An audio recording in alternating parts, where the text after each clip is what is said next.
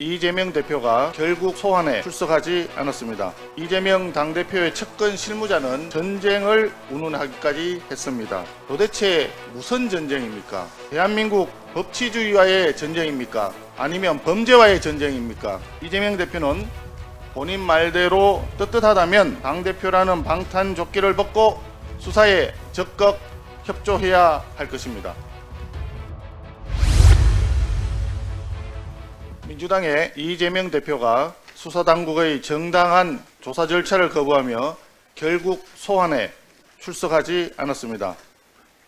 불출석 명분을 쌓기 위하여 민주당 의원들은 의총까지 열어서 이재명 당대표의 검찰 불출석 권유를 의결까지 했습니다.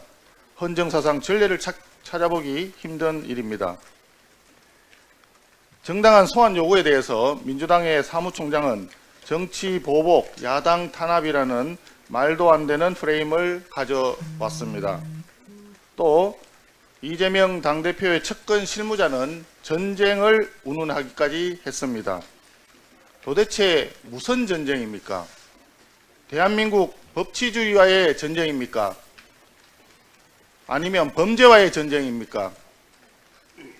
민주당은 이재명 대표의 범죄 의혹에 대한 물타기 목적으로 윤석열 대통령을 억지로 고발까지 했습니다. 대통령은 내란 또는 외환의 죄를 범하지 않는 한 재직 중 소추되지 않는다는 헌법 조항을 알면서도 정치 선전용 고발을 감행한 것입니다. 이재명 방탄을 위한 막무가내식 떼쓰기 고발을 한 것으로 보여집니다.